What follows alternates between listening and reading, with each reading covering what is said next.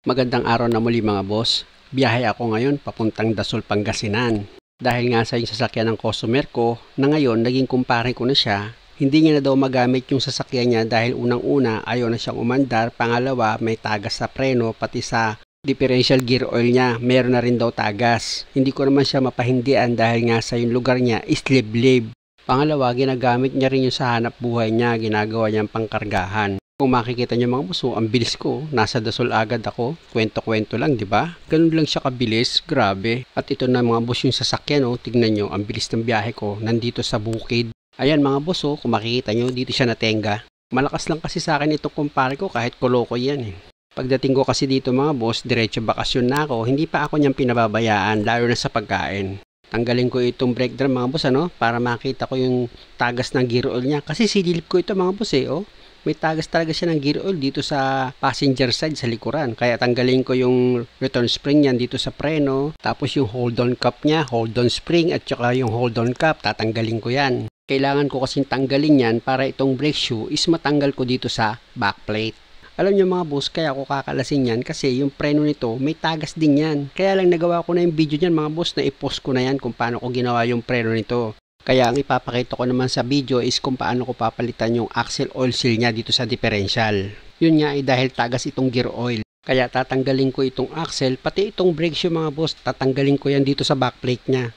Para malinis ko na rin itong kabuuan ng backplate niya. Kasi nga sa lakas ng tagas ng gear oil niya mga boss, nagkalat na dito sa brake drum niya pati dito sa backplate. Eh syempre ang mangyayari niyan pag hindi ko nilinis, dudulas yung preno naman dito sa brake shoe dahil nakakapit siya. Kaya napakahalaga na malinis ko yung kabuuan nito. At dahil nga sa nakalas ko na itong brake shoe mga boss, dito naman ako sa 4 na nut na nakalagay dito sa axle niya. Tatanggalin ko yan mga boss, kung makikita nyo gumamit ako dyan ng socket wrench na number 14.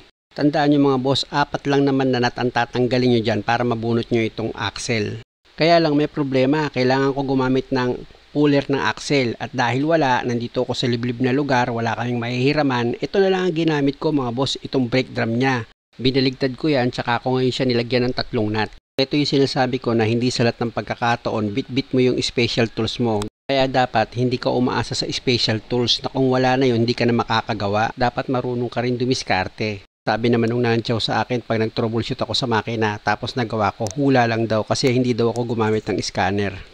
Pero okay na rin kahit papaano marami ako nahulaan. Kaysa naman kung wala na yung scanner, wala ka na magagawa. Balik na ako sa trabaho dahil nailagay ko na itong brake drum mga boss. Ang diskarte ko dyan, dahan-dahan ko ngayon papaluin itong brake drum palabas para itong axle mabunot. Diba? Hanggang sa bumitaw na itong axle dito sa differential niya. Pag ganyan mga boss na bumitaw na itong axle dito sa differential niya, pwede mo na ngayon hugutin itong axle. Hawakan mo dito sa brake drum niya, tsaka mo ngayon siya bunutin. Tapos, kumuha ka ngayon ng tires mo, tanggalin mo na ngayon itong 3 nut na nakalagay dito sa brake drum. Nang sa ganon, makakilos ka ng maayos pag wala na itong brake drum. Mabikit din yan mga boss, ano? Kaya tinatanggal ko na itong brake drum. Tatanggalin ko lang naman dyan yung 3 nut eh. Tapos, mabunot ko na itong brake drum niya. Tapos, ang susunod kong gagawin dyan mga boss, ipuposisyon ko itong axle. Dahil nga itong pinaka-ehe niya mga boss, ayun ang gagamitin kong pantanggal ng oil seal. Kung makikita nyo mga boss, sinisikwat ko itong oil seal niya. Ayan, di ba natanggal ko na siya. Ang problema nito mga boss, ikatlong bayan pa ata, tsaka nakakita si customer ng oil seal. Tapos replacement pa yung nabili niya. Kumbaga hindi siya magandang klase pero wala tayong magagawa eh. Kaysa naman ganito mga boss, nakita nyo yung tagas ng gear oil niya, ang dami, ang lakas. Kaya ito na ngayon yung nabiling bagong oil seal mga boss, inilagay ko na yan. Sa paglagay niyan mga boss, syempre dahan-dahan nyo lang yan ipasok dito sa differential niya. Dapat pantayang na may ipasok nyo itong oil seal, kumbaga balance na balance. Tapos pinahiran ko yan ng beta gray mga boss, para kahit papano may suporta siya dito sa oil seal na hindi agad siya bumigay. Dahil nga sobrang nipis na yung bakal nito, kaya kailangan talaga lagyan ko na yan ng beta gray. Ginagawa ko yan mga boss sa mga lumang sasakyan, panigurado lang, para hindi magkaroon ng tagas. At pag naipasok nyo na itong axle dito sa loob ng differential, kapain nyo yung butas dito sa loob ng differential, eksakto yung ehe nya dyan. Pag naipasok nyo na itong axle, tsaka nyo ngayon sa paluin ng ball hammer nyo, syempre naman dahan-dahan lang hanggang sa pumasok na itong axle dito sa gear ng differential. Nararamdaman nyo naman yan dahil itong axle bearing niya, lalapat na yan dito sa backplate. Tapos pwede mo na ngayon ilagay yung 4 na nut. Ang pinaka-the best dyan, kamayin mo muna sa paglagay ng 4 na nut na number 14 dito sa mga bolt niya para sigurado ka nakakapit yan. Pag okay na siya, na ipakapit mo na o gumamit ka ngayon ng socket wrench na number 14, siguraduhin mo lang na maayos yung pagkakahigpit mo sa bawat nut na nakalagay dito sa axle. Hindi pwedeng maluwag yan mga boss ha. Dapat mahigpit ang kapit ng axle dito sa differential kasi magkakaroon ka ng problema pag maluwag yan. Pwede magkaroon siya ng ingay o kaya wiggle dito sa gulong, problema yon. At kung sigurado ka na sa pagkakahigpit mo dito sa axle mga boss, dito ka naman ngayon sa brake shoe. After kung masabon yan at malinis mga boss, pinupunasan ko naman ngayon yan ng malinis na basahan, yung toyo syempre naman. Para pag inilagay ko dito sa backplate niya, itong brake shoe is hindi dumulas naman dito sa brake drum. Kailangan kasi mga boss, pag ibinalik nyo itong brake shoe, malinis yan. Pati itong mga return spring yan dapat malinis. At ang una kong ilalagay dyan mga boss, itong cable ng handbrake. Ilalagay ko yan dito sa parking lever mga boss. Ayan o, kung makikita nyo, ikinalawit ko siya dito sa parking lever. Tapos, itong nilinis ko na brake adjuster. Ilalagay ko na rin yan dito sa brake shoe kasama itong adjuster lever niya. Tapos meron niyang return spring.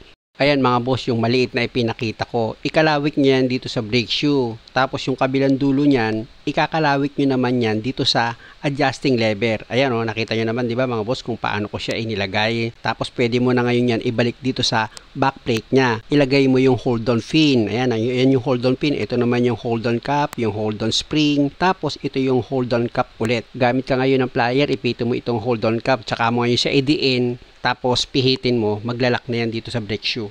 Tapos ito naman yung isa pang return spring. Ayan yung malaking return spring mga boss eh. Tapos sa baba ng brake shoe, ikalawit mo yung maliit na return spring dito sa magkabilang brake shoe. Tapos isentro mo itong brake adjuster dito sa brake shoe. Tsaka ka ngayon gumamit ng manipis na flat screw, ikalawit mo itong return spring dito sa isa pang brake shoe. Ayan mga boss oh, kung makikita nyo. Gawan nyo na lang ng paraan kung paano nyo ikalawit yan. Tignan nyo yung ginawa ko mga boss, diba? Nakita nyo naman. At pag okay ka na dyan, ilagay mo na itong hold-on pin. Tapos yung hold-on cap, yung hold-on spring. Tapos itong hold-on cap ulit. Gagamit ka ngayon dyan ng plier. Ipete mo itong hold-on cap. Tsaka mo ngayon siya idiin at ikutin. O maglalak na yan dito sa brake shoe. Siya nga pala mga boss, yung paggawa ko ng preno nito, is tapos ko na yung video nito na i-post ko na yan. Dahil nga sa ang caption ng video ito is kung paano magpalit ng oil seal ng axle bearing. Siyempre kasama dyan sa ipinakita ko sa inyo yung pagkalas ng brake shoe at yung pagbalik ng brake shoe. At kung paano ko ina-adjust itong brake adjuster niya. Gamit niya itong flat screw. At pag okay na yung pagkaka-adjust ko dyan mga boss, ilalagay ko na itong brake drum niya. At dahil nga sa okay na yan, siyempre sinubukan na yan ni customer. Buwan din kasi naka-stack dito sa parking yan mga boss na hindi niya nagamit itong sasakyan niya dahil nga sa tumutulo yung fluid, bukod doon may tagas sa preno at palyado pa itong makina. At syempre naman, isa sa mga problema ni customer is yung pagtulo ng gear oil niya dito sa oil seal ng axle bearing niya dito sa differential.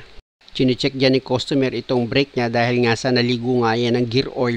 Pinapakiramdaman niya kung hindi ba siya dudulas pag nagpreno siya. Ganun lang mga boss at maraming salamat sa panonood. Sana nakakuha kayo ng idea. At kung maaari, huwag niyo naman sanang kalimutang mag-subscribe sa channel ko. Salamat!